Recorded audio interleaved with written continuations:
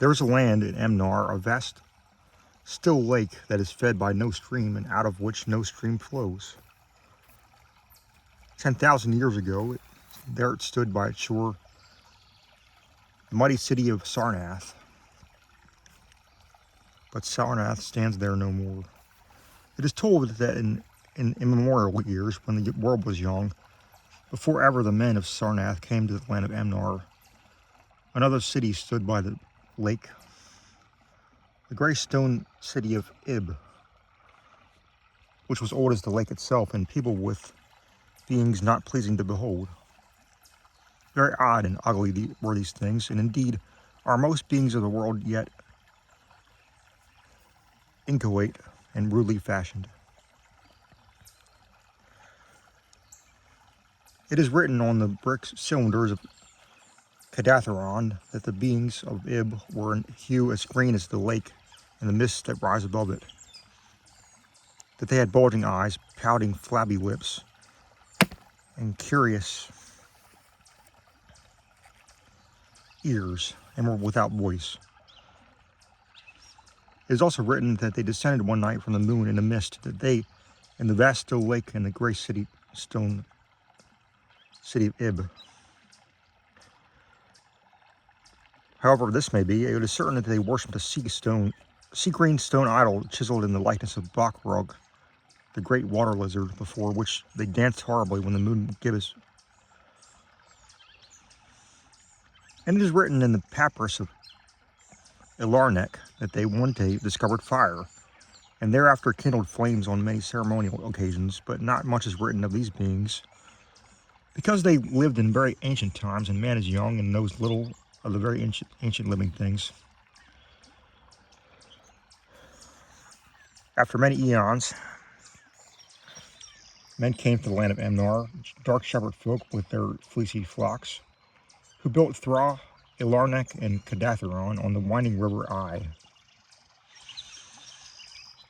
And certain tribes, more hardy than the rest, pushed on to the border of the lake and built Sarnath at the spot where precious metals were found on the earth.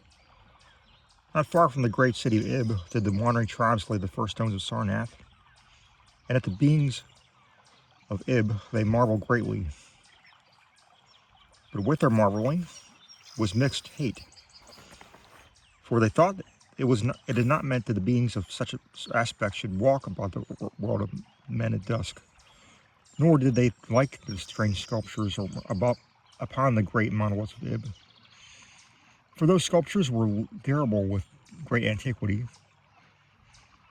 Why the beings and the sculptures lingered so late in the world, even until the coming of men, none can tell, unless it is because the land of Emnar is very still and remote from most other lands, both of waking and of dream. As the men of Sarnath beheld more of the beings of Ib, their hate grew, and was not less because they found the beings weak and soft as jelly to the touch of stones and spears and arrows. So one day the young warriors, the slingers and spearsmen, and the bowmen marched against Ib and slew all the inhabitants thereof, pushing the queer bodies into the lake with long spears, because they did not wish to touch them. And because they did not like the great sculptured monoliths of Ib, they cast these also into the lake, wondering from the greatness of the labor, however the stones were brought from afar, as it must have been, since there is naught like them in the land of Emnar or in the lands adjacent. Thus, of the very ancient city of Ib was nothing spared save the sea-green stone idol chiseled in the likeness of Bakrug, the water lizard. This the young warriors took back with them into Sarnath as a symbol of conquest over the old gods and beings of Ib, and a sign of leadership of Emnar.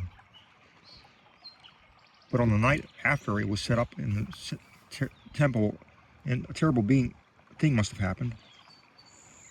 For weird lights were seen over the lake. In the morning, the people who found the idol were gone, and the high priestess Taran Ish lying dead, as from some fear unspeakable. And before he died, Taran Ish had scrawled upon the altar chrysolite with coarse, shaky strokes the sign of DOOM, After Taranish, there were many high priests in Sarnath, but never was the sea green stone idol found. And many centuries came and went, wherein Sarnath prospered exceedingly, so that only priests and old women remembered what Taranish had scrawled upon the altar of chrysolite. Betwixt Sarnath and the city of Alarnec arose a caravan route, and the precious metals from the earth were exchanged for other metals and rare cloths and jewels and books and tools for artificers and other all things of luxury that are known to people who dwell along the winding river Eye and beyond. So Sarnath waxed mightily and learned beautiful and sent forth conquering armies to subdue the neighboring cities. And in time there sate upon the throne in Sarnath the kings of all the land of Emnar and many lands adjacent. The wonder of the world and the pride of all mankind was Sarnath the Magnificent. A polished desert quarry marble were its walls, in height 300 cubits and in breadth 500, in breadth 75.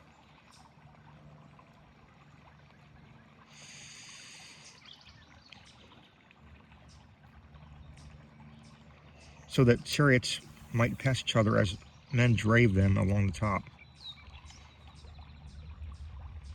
For full 500 stadia did they run,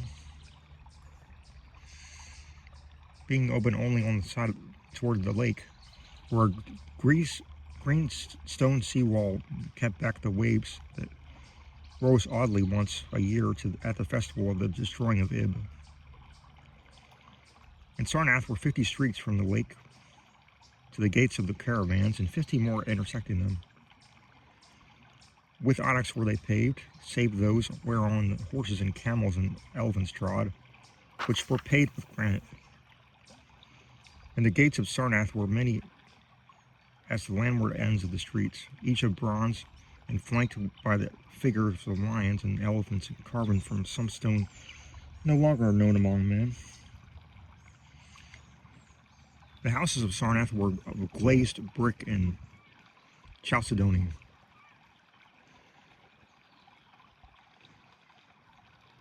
Each having its walled garden and crystal lakelet. With strange art were they builded, for no other city had houses like them, and travelers from Thra and Ilarnec and Cadatharon marveled at the shining domes wherewith they were surmounted. But more marvelous still were the palaces and the temples, and the gardens made by Zokar, the Olden King.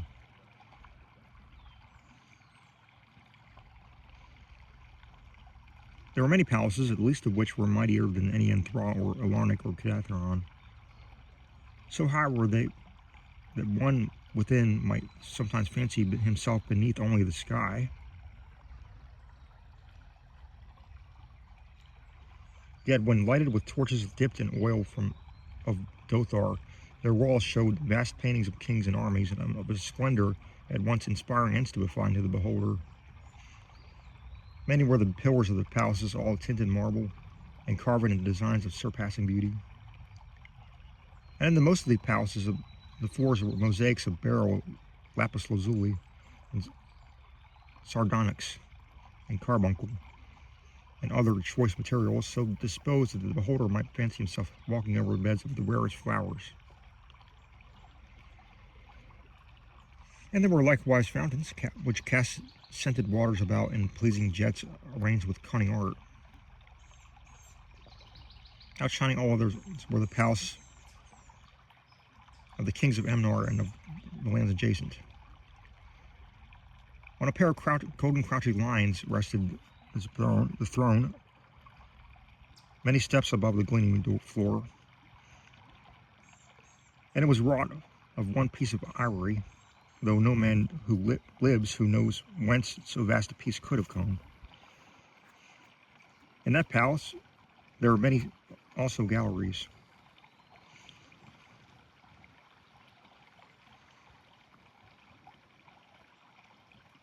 And many amphitheaters where lions and men and elephants battled at the pleasure of kings.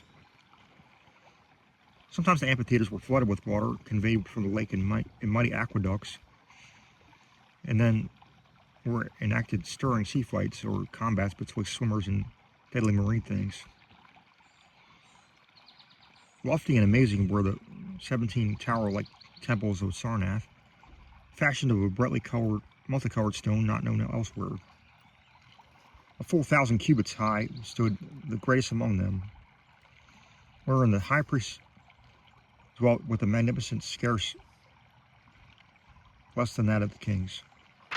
On the ground were halls as vast and splendid as those of palaces, where gathered throngs and worshipped of Zog, Kalar, and Tamash, and Loban, the chief gods of Sarnath, whose incense-enveloped shrines were as the thrones of monarchs.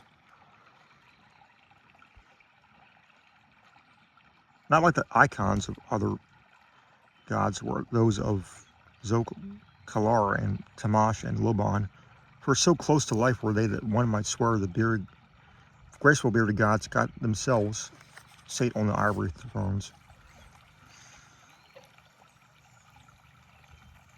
And up unending steps of shining zircon was the tower chamber,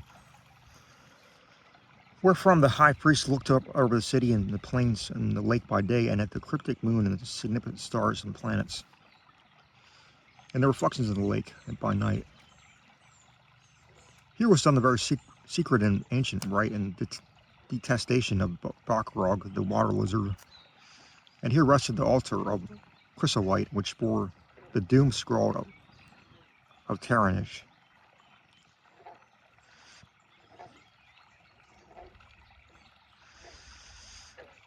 Wonderful likewise were the gardens made by Zokar, the Olden king. In the center of Sarnath they lay, covering a great space and encircled by a great high wall. And they were surmounted by a mighty dome of glass, through which shone the suns and moon and stars and planets when it was clear, and from which were hung fulgent images of the sun and the moon and stars and planets when it was not clear. In summer the gardens were cooled with fresh odorous breezes, skillfully wafted by fans, and in winter they were heated with concealed fires, so that in those gardens it was always spring. There ran many little streams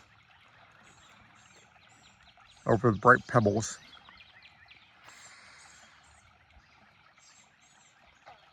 dividing meads of green and gardens of many hues, and spanned by a multitude of bridges. Many were the waterfalls in their courses, and many were the lilied lakelets into which they were expanded. Over the streams and lakelets rode white swans, whilst the music of the rare birds chimed in with the melody of the waters. In ordered terraces rose the green banks, adorned here and there with bowers of vines and sweet blossoms, and seats and benches of marble and porphyry.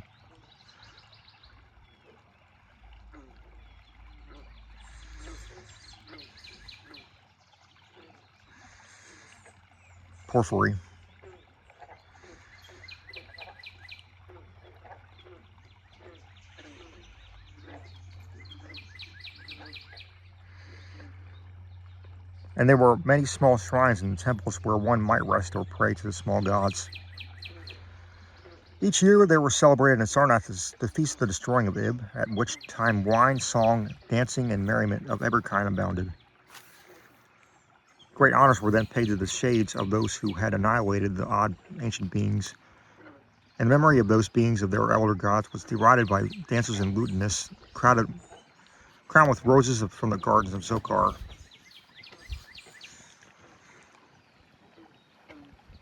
And the kings would look out over the lake and curse the bones of the dead that lay beneath it. At first the high priest liked not these festivals, for there had descended amongst them queer tales of how the sea green icon had vanished, and how Taranish had died from fear or left a warning.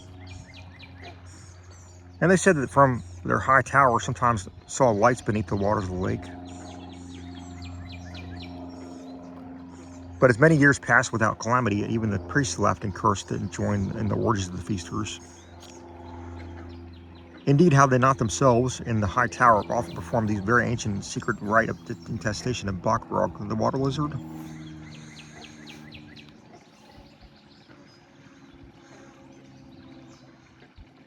And 1,000 years of riches and delight passed over Sarnath, wonder of the world and pride of all mankind. Gorgeous beyond thought was the feast of the 1,000 years of the destroying of Ib.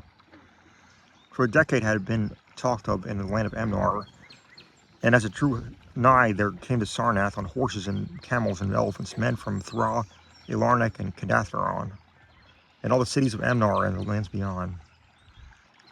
Before the marble walls on the appointed night were pitched to the pavilions of the princes, and the tents of travelers and all those shore resounded with the song of happy revelers. Within this banquet hall reclined Nargis Hay, the king, drunken with ancient wine from the vaults of conquered Panath, and surrounded by feasting nobles and hurrying slaves. There were eaten many strange delicacies at that feast. Peacocks from the isles of Nareel in the Middle Ocean, young goats from the distant hills of Implan, heels of camels from the Biznak,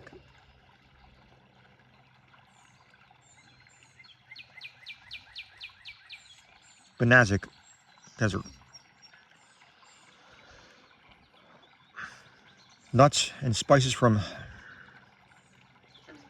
Sedatharian groves, and pearls from white wave-washed Emtal, dissolved in the vinegar of Thra. Of sauces there were an untold number, prepared by the subtlest of cooks of all Emnar, and suited to the palate of every feaster. But most prized of all the viands were the great fishes from the lakes,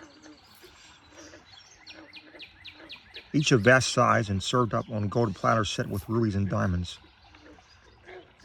Whilst the king and his nobles feasted within the palace and viewed the crowning dish as it waited on the golden platters, others feasted elsewhere. In the tower of the great temple, the priests held revels. In the pavilions without walls, the princes of neighboring lands made merry. And it was the high priest Ganai Ka who first saw the shadows that descended from the gibbous moon into the lake, and the damnable green mist that arose from the lake to meet the moon and to shroud in a sinister haze the towers and the domes of fated Sarnath. Thereafter, those in the towers and without the walls beheld strange lights in the water, and saw on the great rock Acurion, which was wont to rear high above it, near the shore, was almost submerged, and fear grew vaguely swiftly. Vaguely yet swiftly, so that the princes of Ilarnek and of Rokal took down and folded their tents and pavilions and departed over the river Eye, though they scarce knew the reason for their departing. Then, close to the hour of midnight, all the bronze gates of Sarnath burst open and emptied forth a frenzied throng that blackened the plain, so that all the visiting princes and travelers fled away in fright. For on the faces of this throng were writ a madness born of horror unendurable, and on their tongues with words so terrible that no hearer paused for proof. Men whose eyes were wild with fear shrieked aloud at the sight of the king's banquet hall, where through the windows were seen no longer the forms of Nargis Hay and his nobles and slaves, but a horde of indescribable green voiceless things and with bulging eyes, pouting flabby lips, and curious ears. Things which danced horribly, bearing in their paws golden platters set with rubies and diamonds containing uncouth flames. And the princes and travelers, as they fled from the doomed city of Sarnath, on horses and camels and elephants, looked again upon the mist-begetting lake and saw the great rock Acurion was quite submerged. Through all the land of Emnar and the the lands of adjacent spread the tales of those who fled Sarnath. And the caravans sought that accursed city and its precious metals no more.